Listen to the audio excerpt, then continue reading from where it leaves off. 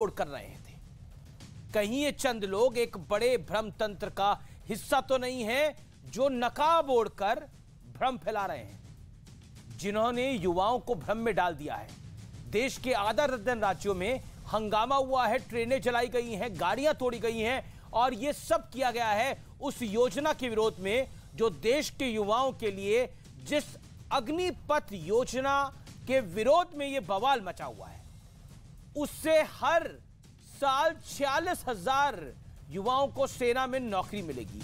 हर महीने 30 से 40,000 का वेतन मिलेगा। 25% युवाओं को सेना में पूरी सर्विस का मौका मिलेगा और ये कंपल्सरी नहीं है।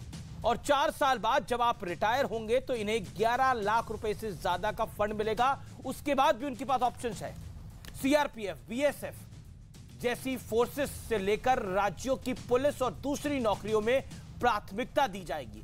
लेकिन राहुल गांधी समेत कई विपक्षी नेता कह रहे हैं कि मोदी जी, युवाओं की अग्नि परीक्षा मत लीजिए। तरह तरह के सवाल खड़े किए जा रहे हैं। इसलिए आज मैं इस योजना पर भ्रम तोड़ने वाला विश्लेषण करूंगा, क्योंकि इस देश में सीए पर, 370 पर, नोटबंदी पर, कृषि कानून पर तरह तरह के झूठ और भ्रम फैलाए गए।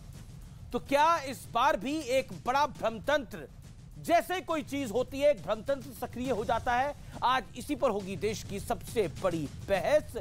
अग्निपथ धोखा या बड़ा मौका? आज का आर पार, जनता जनार्दन आपके लिए, देश के युवाओं आपके लिए। बिहार, उत्तर प्रदेश, हरियाणा, राजस्थान, उत्तराखंड, सेना में भर्ती के लिए अग्निपथ योजना के खिलाफ जोरदार प्रदर्शन हुआ, झड़प हुई, पथराव हुआ, ट्रेन में आगजनी की गई। जिस अग्निपथ योजना के विरोध में यह बवाल मचा है उसे भी समझ लीजिए। इस योजना के तहत 46,000 युवा हर साल सेना में शामिल होंगे। युवाओं की भर्ती 4 साल के लिए होगी। 17 से 21 साल के युवा सेना में भर्ती होंगे। इन्हें हर महीने 30 से 40,000 का वेतन मिलेगा। 25% युवाओं को सेना में पूरी सर्विस का मौका मिलेगा। 4 साल में रिटायर होने वालों को 11 लाख से ज्यादा रकम मिलेगी।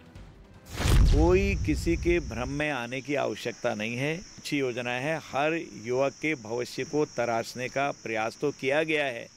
24 साल की उम्र में आपके आसपास कौन सा ऐसा युवा है जो 20 लाख रुपए कमाकर 24 साल की उम्र का हो?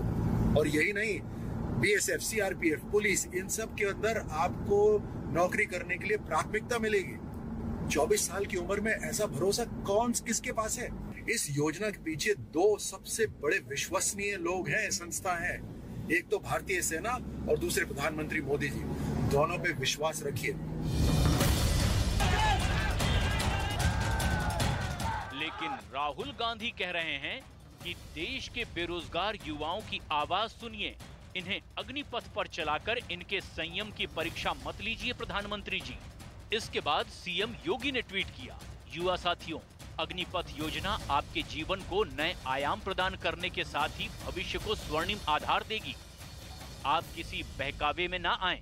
अग्निपथ योजना के अंतर्गत मां भारती की सेवा के उपरांत अग्निवीरों को राज्य सरकार, उत्तराखंड पुलिस सहित अनेक सेवाओं में हर सेक्टर में जो है प्राथमिकता प्रदान करेगी। लेकिन सवाल है कि युवाओं के लिए इस योजना पर विरोध की चिंगारी कैसे भड़क गई? इसी पर होगी देश की सबसे बड़ी बहस। और अब वक्त है आर पार में विश्लेषण का। अग्निपथ पर भ्रम तोड़ने वाला विश्लेषण। मैं आपको एक एक करके भ्रम बताऊंगा और फिर उसका सच बताऊंगा। भ्रम यह है, क्या अग्निवीर का भविष्य असुरक्षित है? रोजगार के लिए बैंक से आर्थिक मदद होगी। नौकरी के बाद 12वीं का प्रमाण पत्र मिलेगा।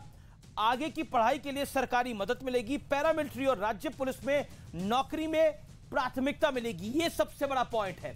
यह सबसे बड़ा पॉइंट है। पैरामिलिट्री और राज्य पुलिस की नौकरी में प्राथमिकता मिलेगी। उसके अलावा भी दूसरी नौकरियों में भी प्राथमिकता दी जाएगी। अगला भ्रम क्या है?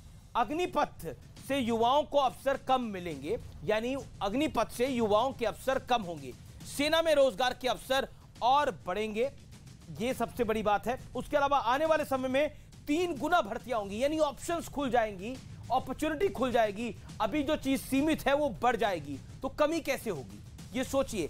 और अगर आप 17.5 में ज्वाइन कर रहे हैं और 21.5 में आप निकलते हैं तो आप 12 लाख रुपए लेके निकलेंगे।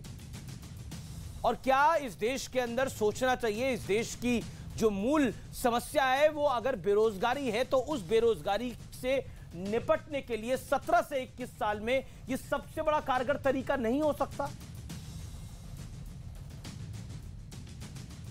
भ्रम क्या है? अगला भ्रम, सेना की कुशलता इससे प्रभावित होगी। कई देशों में शॉर्ट सर्विस पहले से ही मौजूद है, ऐसा पहली बार नहीं हो रहा है। सेना में युवाओं से ताकत मिलेगी, यानी अगर सेना युवाओं से लैस होगी तो उसको अपनी ताकत मिलेगी, तो कमजोर कैसे होगी सेना? उसके बाद अग्निवीरों की संख्या सशस्त्र बलों में केवल 3% है, यानी वो 3% है और बाकी तो एक्सपीरियंस है ही। मैं बढ़ता हूं आगे। और अगला भ्रम क्या है? अग्निवीर समाज के लिए खतरा होंगे। ये एक बड़ा पॉइंट है जिसमें कुछ लोगों ने यह आरोप लगाया कि ये समाज के लिए अगर इनको आगे काम नहीं मिलेगा तो खतरा मिल जाएंगे। ये भारतीय सशस्त्र बलों के लिए अपमानजनक बात है। एक बार जो वर्दी डाल लेता है, ना वो पत्थरबाजी करता है, ना वो आतंकी बनता है। ये बात स्पष्ट है। 4 साल तक वर्दी पहनने वाला युवा अंतिम सांस तक राष्ट्रभक्त रहेगा और मातृभूमि से, मां भारती से अपना प्रेम उसका रहेगा, इसमें कोई दो राय नहीं है। मैं बढ़ता हूं आगे। मेरे साथ आज कौन कौन जुड़ रहा है? मेरे साथ गौरव भाटिया है, प्रवक्ता भारतीय जनता पार्टी के। डॉक्टर अजय आलोक जुड़ रहे हैं मेरे साथ। चरण सिंह सापरा है, प्रवक्ता कांग्रेस पार्टी के। अनुराग भदौरिया हैं, समाजवादी पार्टी के प्रवक्ता। पप्पू यादव हैं, जन अधिकार पार्टी के। आप तमाम लोगों का अभिनंदन है इस चर्चा में। पप्पू यादव जी, क्योंकि आप से इस चर्चा की शुरुआत में शुरू करता हूं और आपको मौका देता हूं मैं पहले बोलने का। पप्पू यादव जी, ये एक बात मुझे बताइए, मैं आपसे जानना चाहता हूं अगले 1 मिनट के अंदर, इस देश का युवा अगर 17.5 साल में उसको कुछ काम करने को मिल रहा है, सेना में जाने को मिल रहा है और 21 साल की उम्र में वो 12 लाख रुपए 11 लाख रुपए लेके निकल रहा है, तो ये गलत कैसे है? ये धोखा कैसे है? 2020, 21, 22 में सेना की कोई भर्ती नहीं हुई, कोविड की वजह से। लगभग दौरान 2.5 लाख सैनिक रिटायर हुए। एक साथ इनकी भर्ती हो तो देश की सेना एक बारगी जवान होगी नहीं। अब सबसे बड़ी बात यह है कि सैनिक नियमित ही बहाल होती थी। 26,000 के करीब मासिक वेतन पीएफ वगैरह के बाद मिलता था और 7वें वेतन आयोग के बाद 50 से 60,000। तो ये आप जो pension, one nation one pension, या आप लगातार जो बात कर रहे हैं, ये नई बातें कभी